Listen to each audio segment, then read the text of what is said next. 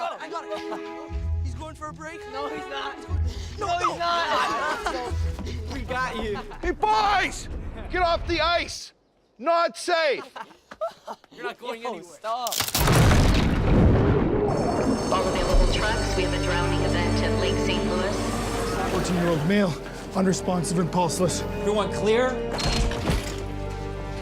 No pulse. There's nothing more we can do. This is the most powerful, compelling, verifiable, authenticated miracle story in recent history. Period, bar none. Joyce Smith? Yes? We're doing everything we can for your son, but John isn't responding. There her son was without a pulse. She touched his feet, they were completely cold. And she said, you know what? I'm not gonna claim death, I'm about to claim life. Please, God, send your Holy Spirit to save my son! The EKG machine started going off. He came back to life. I drowned for 15 minutes and then I was without a pulse for an additional 45.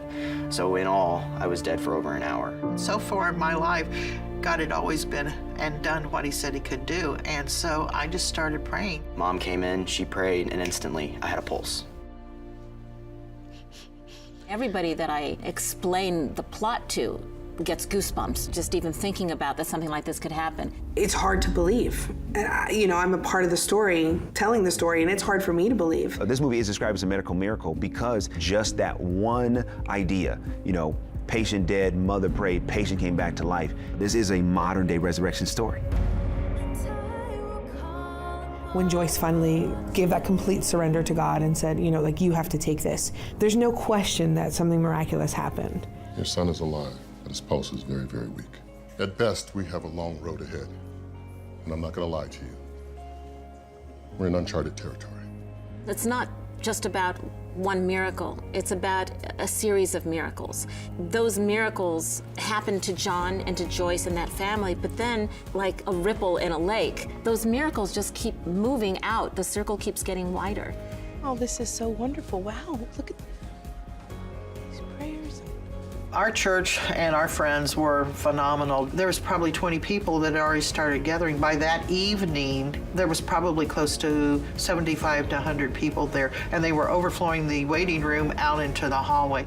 How people rallied around John and his family in their time of need. People being really selfless and sacrificing their time, their resources. The power in the community and power in faith is strong, and it's something that this world needs all through and through. We had a prayer vigil with 300 people at the church, and to hear people pray and cry out to God for John, I thought this is what heaven is like. This is probably what heaven is like. They just are believing for God, just a spirit of faith. Prayer is the centerpiece of the story. People coming together praying, believing that God listens and answers our prayers. Simply stated, prayer changes everything. If it be your will. I think the most amazing thing about this movie is that it happened. This isn't fiction. True stories like this make the case for God. The skeptic will say, man, I don't know. Okay, Devon, I know you were involved in heavens for real, but okay, I don't believe that. Okay, miracles from heaven. I don't know how she got cured when she fell down the tree, but no, I don't think so. Man, wow, the kid is alive. Maybe there's something to that.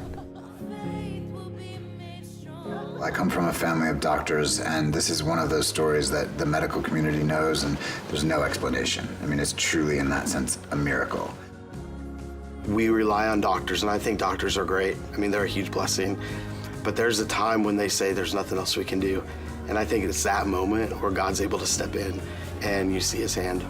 And the moment she prays, not an hour later, not 5 days later, the moment she prays, every single apparatus on that boy turns on. There's simply no other explanation. Your son's a miracle.